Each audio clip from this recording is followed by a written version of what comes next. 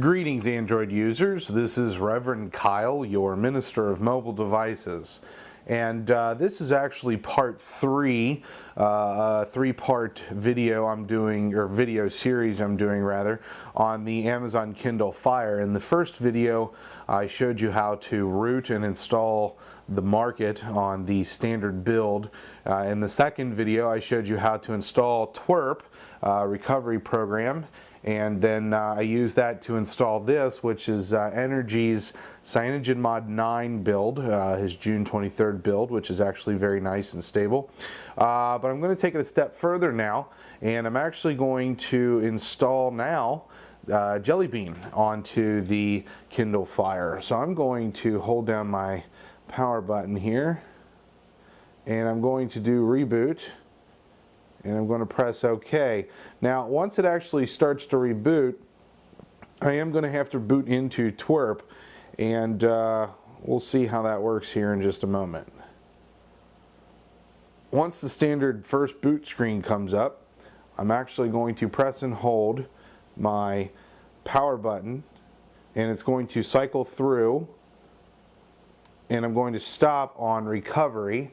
And I touch on that also in my part 2 video, so if you missed that, basically I held down the power button and it cycles until you get to recovery, which is the center option.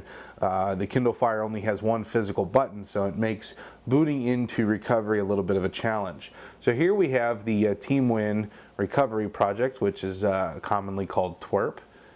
And I've taken the liberty of putting not only the Jelly Bean build that's available for the Kindle Fire, but I've also put the Google Apps file as well onto this device.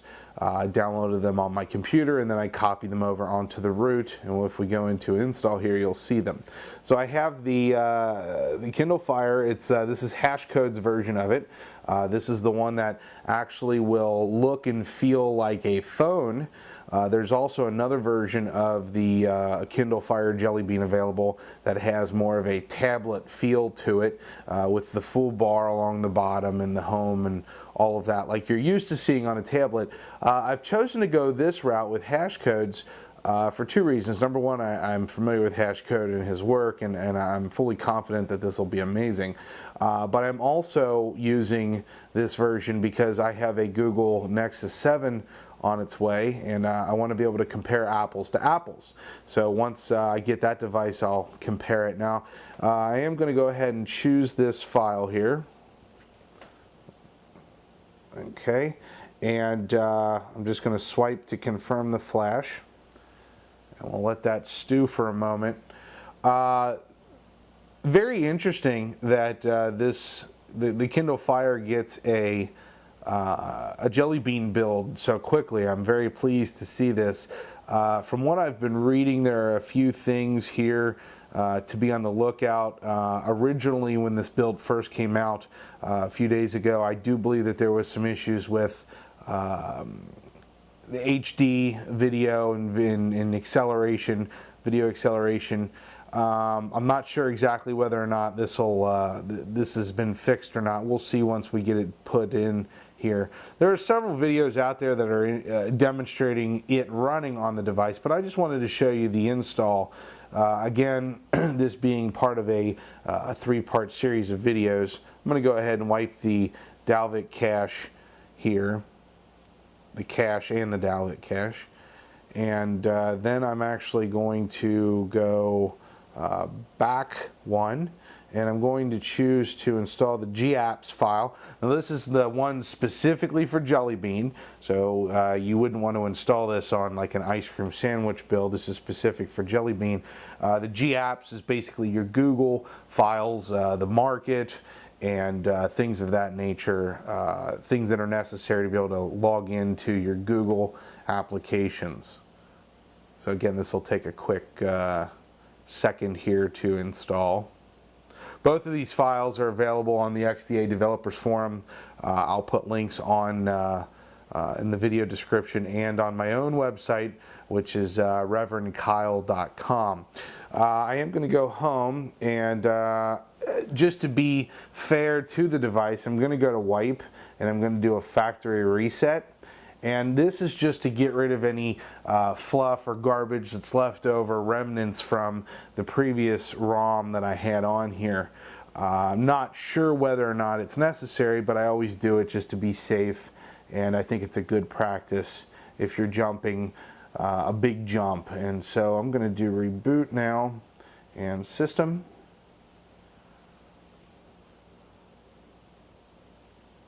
Okay, so it looks like it's rebooting now, and I would anticipate that once we get into the boot up of the operating system that we should see a boot animation a little different than what we're used to.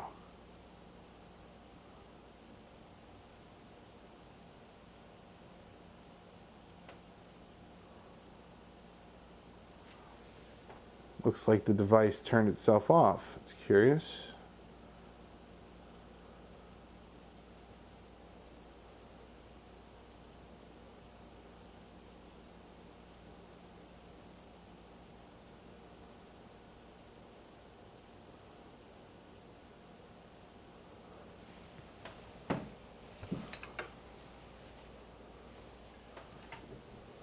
Oh, there we go.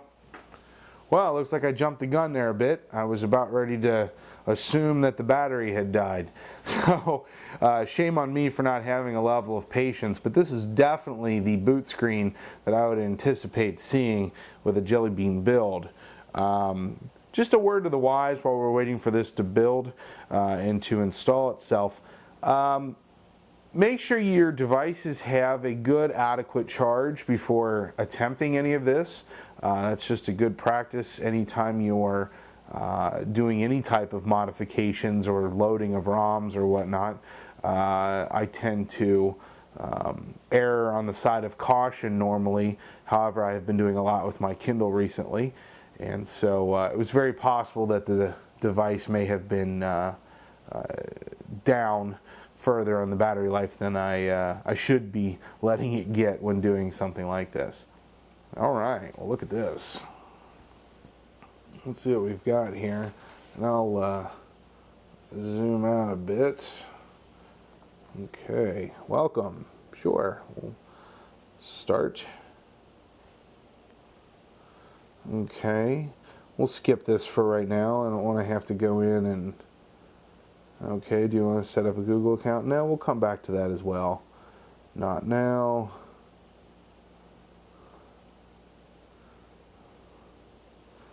Date and time. I'm actually on Eastern time. And again, like I said, we'll come back and set all of this up later. Setup is complete, and I hit finish.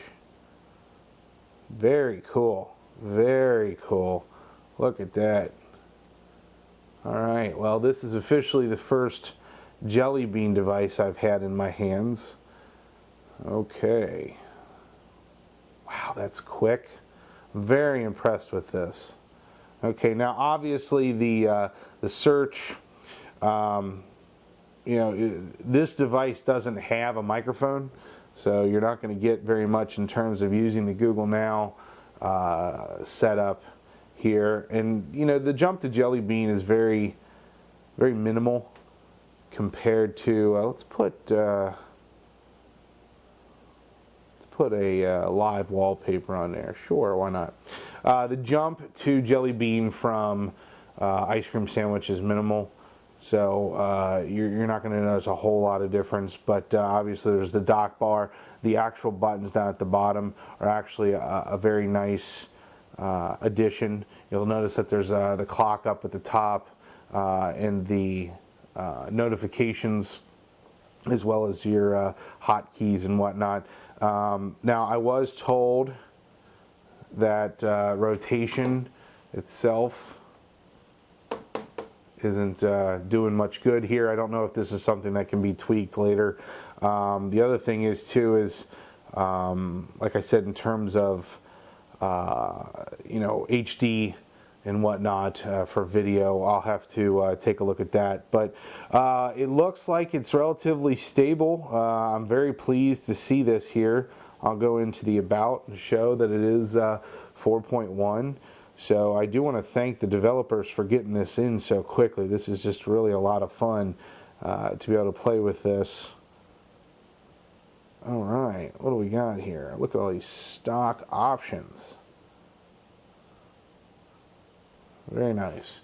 Okay, so nice and painless, really. Not much different than doing any other type of installation.